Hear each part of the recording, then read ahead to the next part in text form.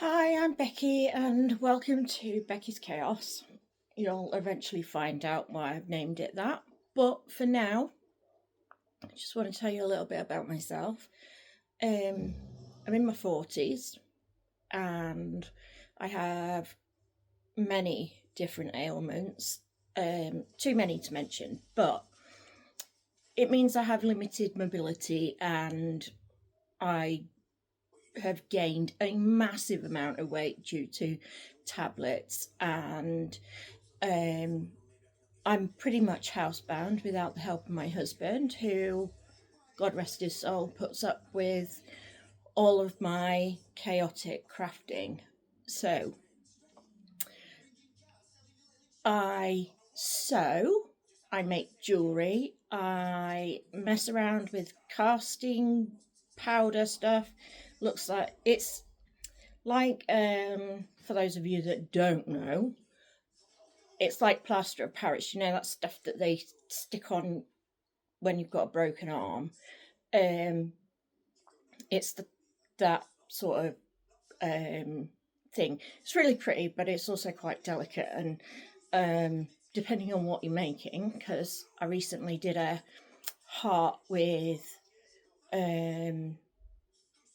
I used my Cricut then to stick some stuff on it for my stepdaughter. It was just a tea light holder thing, but that's another thing. So I do that. I also play around with resin. I'm not very good at that yet because I've only just sort of gotten into it. I do hand embroidery, a lot of hand embroidery. I also do machine embroidery because I have a sewing embroidery machine upstairs. I have several sewing machines. So my two are the brother. One's an Innovis. I can't remember the number of it right now. I'll have to do that maybe in another video. And I also have a cover stitch machine, which is also by brother. Totally recommend those machines because they are brilliant.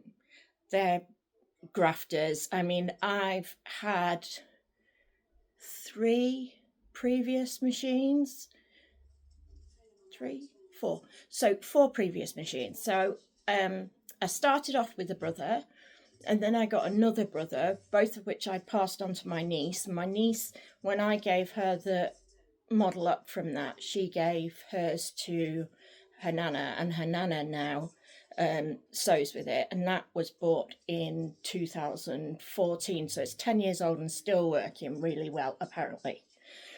So I've slowly worked up to the one that I've got now. I don't want anybody thinking that I went out and just had a ton of money that I could spend on loads of machines, because that's not the case. Everything I've got, everything I've built up is at least 10 years in the making. I started in 2014, I think, doing all the sewing and really getting into that. And then I also crochet.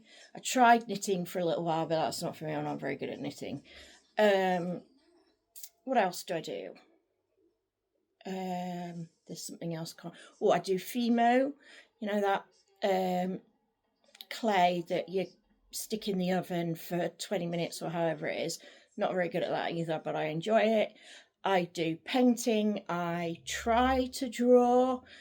Not exactly my most brilliant forte, but I do dabble.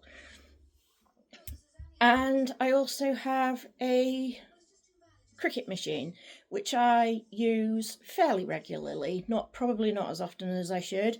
I originally bought it to cut out pattern pieces, so I do memory bears and some other stuffed toys that I really enjoy doing. And I bought the machine to cut the pieces out for that, because when I cut, I have like a right hand twist. So that's what I like to call it anyway. So when I'm cutting, when I end it, I kind of end up with a curve right at the top of the fabric, which is absolutely terrible. It's not a good thing at all. So I bought this machine to cover that, but I've ended up not doing it because transferring the patterns over onto the Cricut was more than my little brain could manage at the moment. I have been told that I need a printer, so that will probably be one of my next upgrades, is a new printer that does photocopying so that I can then put them on the Cricut. So in the meantime, I'm just doing the vinyls, and I've made cards with it and things like that, but I don't like doing paper crafts particularly. So at the moment I am working on a giraffe that I bought from Temu. I know people have different sorts of opinions about Temu and Shein because they're so cheap and they're workers and that, but I like it because it's affordable and it covers my needs mostly. So with Temu, obviously it takes 2 weeks, usually less than 2 weeks for the things to arrive, depending on how you're doing it. So if I'm not in a hurry for anything, I buy off Temu. If I'm in a rush, I'll get it off Amazon. So I would normally look on Temu and see how much whatever it is that I need is there, and then have a look on Amazon. The quality sometimes isn't as good as it could be, but as far as the crafting stuff is, so far, touch wood, I haven't had an issue with it. So the majority of things I do get from Temu. I don't know whether I'd get zips off there, although I think I have just bought like zipper tape where you put your zipper pulls on yourself. I've just bought some off Temu, so I'll give that a go and see what it's like, and let you know about that. But at the moment I am working on this. It's a giraffe. I don't know whether you can see it because of the sun, but it's really cute. I'll show you when it's done. I don't know how long it would take because I'll probably get bored and switch to something else. So I'm working on that. I'm also working on this pair of jeans. I have stuck a pattern on, which I probably got off Amazon, to be fair. So it's got flowers on it. You still can't see it.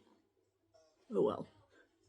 You'll see it when it's done. I'll do a better job of making sure that you can see what it's done.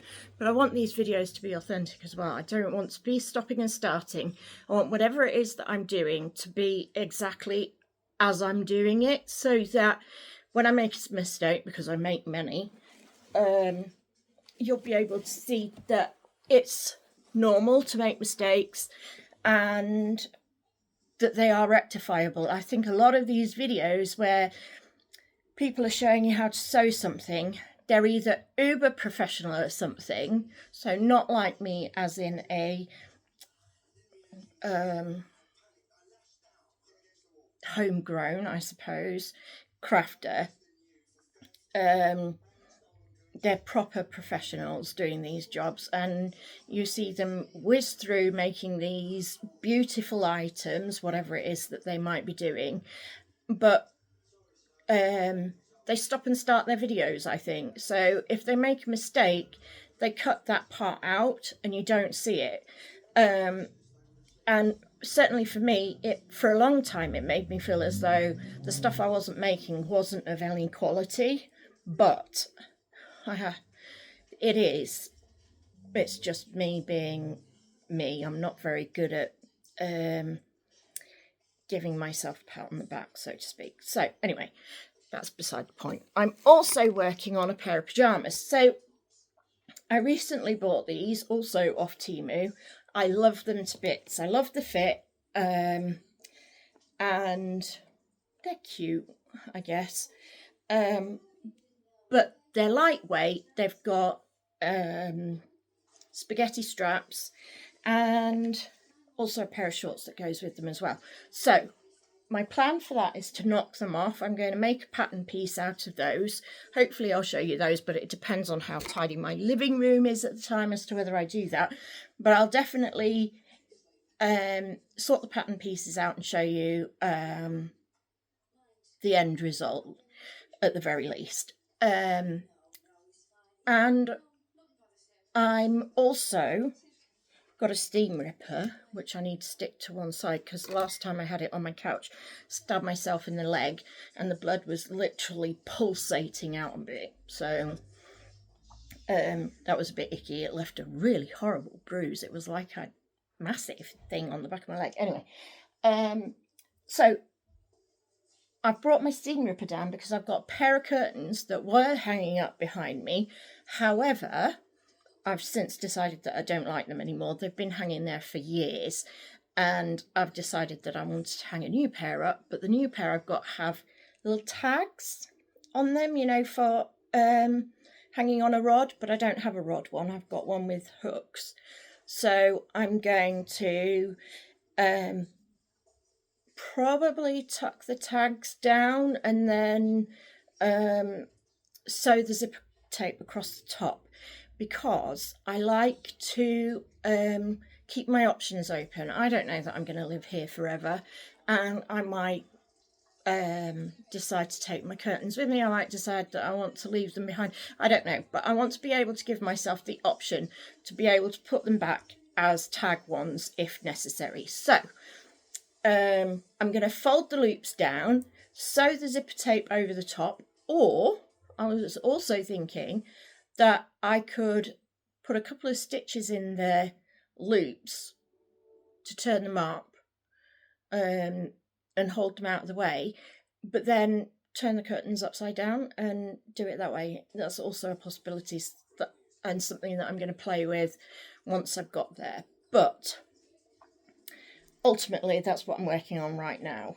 I have some other patterns that I want to get cut out and potentially use. I've bought some trouser patterns, a couple of tops. I recently made a couple of tops that I really like and I want to replicate those two again. I bought some fabric off Yours Fabric on Facebook. They're a UK company, and he puts up fabric every week, and you screenshot a picture of the fabric and then send it to him, and he sends the fabric out to you, so you'll pay for it and then he'll send it to you. It's brilliant service and absolutely gorgeous fabrics, and they're not expensive, which is good. I mean, I pay anywhere from £4 a metre to say £8.50 or whatever. I haven't paid more than £8.50, and you get meters of fabric for that amount, not just a little bit. So it is a good way to get affordable, not cheap, but affordable fabrics so that you can practice making things, because and I'll get into it on another video, but different fabrics have different qualities and are suitable for different items of either clothing or curtains or whatever it is that you happen to be making. Oh, that's another thing. So I recently, well, I say recently, it was last year, I was given a wedding dress and I turned some of it into two little cushions, memory cushions, for the woman that gave me the dress, and she said that the rest of the fabric I could have for myself. Well, then my cogs started going, and I've decided that I'm going to make a couple of white table runners with it, and I've bought some really gorgeous lace bits to applique onto it, or whatever it is that I'm going to do. But anyway, so I've been thinking about embroidery and applique and whatnot, but I've bought lots of things, all from Temu, which I'm also going to add to the tablecloths. But I was thinking about Christmassy ones and then just normal ones that I can have on the table during the day.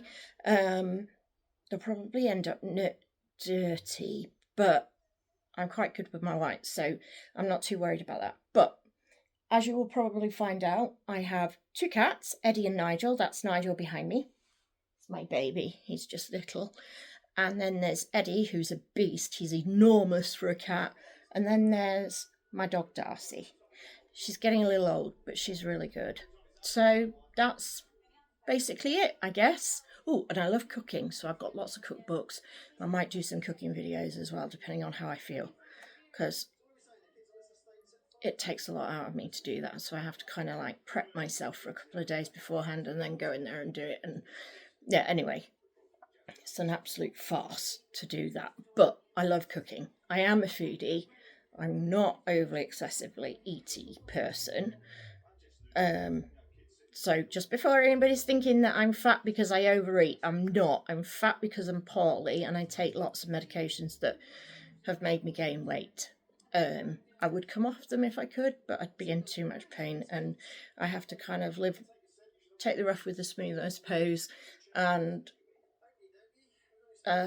make a choice. I can either be thin and in pain or fat and in less pain. So it's not the best, but I get on with it and I live with it, and hopefully you'll be able to see that through my videos. So that's me. It's my introduction. I'm going to get on with a little bit more crochet, and then I'm going to seam rip the curtain tape off the old curtains to put on the new curtains, because I don't have any more curtain tape at the minute. And why buy new when I can reuse my old stuff? I'm all about that as well, recycling. So, ciao for now. Thank you for listening, and I suppose welcome to my channel.